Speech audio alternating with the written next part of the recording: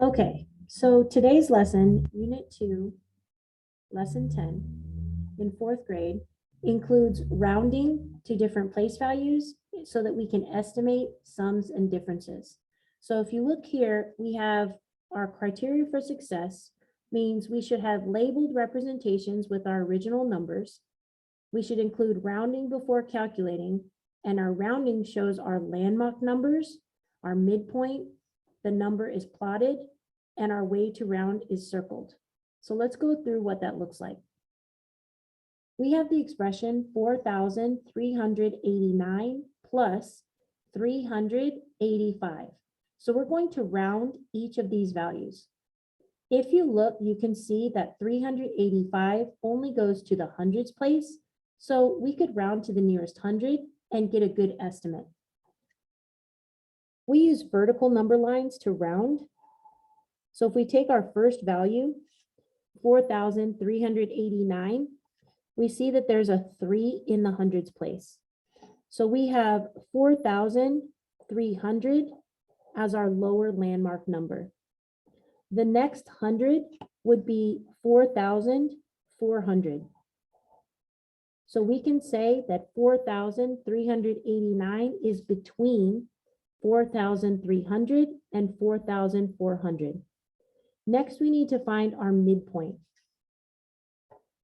We already know that we have a 4 in the thousands place, and because we are between 300 and 400, we're going to keep the 3 in the hundreds place.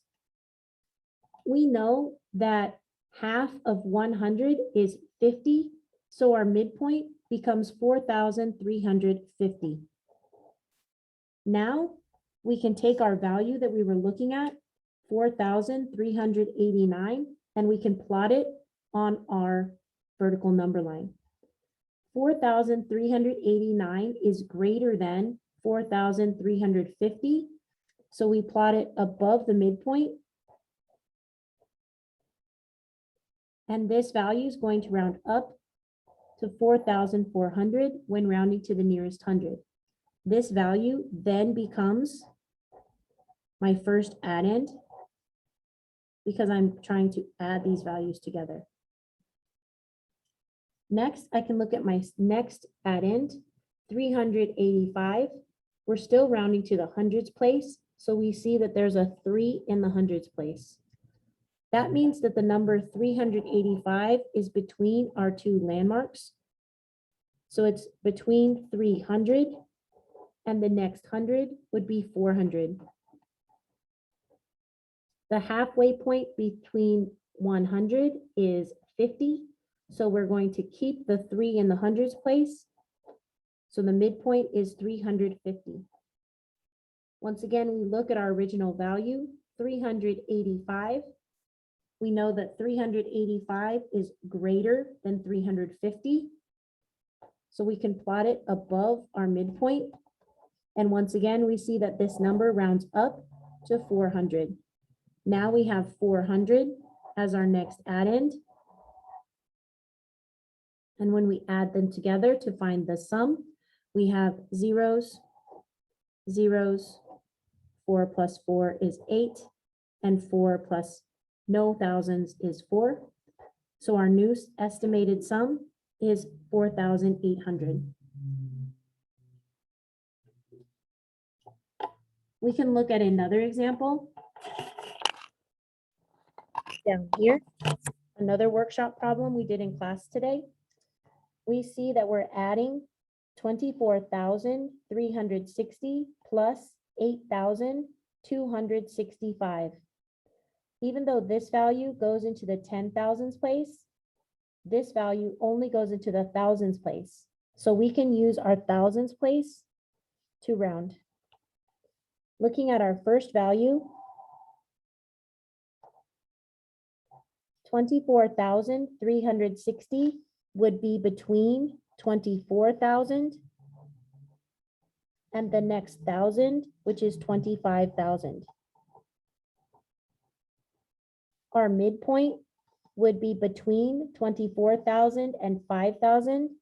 So we have 24,000 and half of 1,000 is 500. Now that we have our lower and upper landmarks and our bench and our midpoint, now we can plot our value, 24,360. That is less than 24,500. So it goes below the midpoint, which means that this value would round down to 24,000. Now we can use 24,000 as our estimated add-in. We're still adding. And we can go to round our next value. We have 8,265. Again, we're still rounding to the thousands place. So 8,265 is between 8,000 and 9,000. Because we have 8,000 in the thousands place, and the next 1,000 would be 9,000.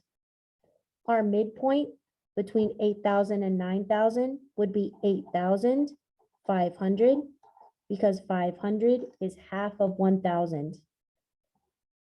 Next, we can look at our value. 8,265 is less than 8,500, so it goes below the midpoint. We can see that it's closer to 8,000, so it's going to round down to 8,000. So that becomes our next add-in. Now we have zeros, zeros, and zeros. We have 4 plus 8, which is 12, regroup. 1 plus 2, which is 3. So our estimated sum becomes 32,000. The trick to remembering rounding is thinking about what place value your numbers are between, finding the midpoint, and then determining if your value is less than or greater than the midpoint. Once you have your rounded values, you can use your values to estimate your sum, or if you're subtracting, estimate your difference. I hope that's helpful.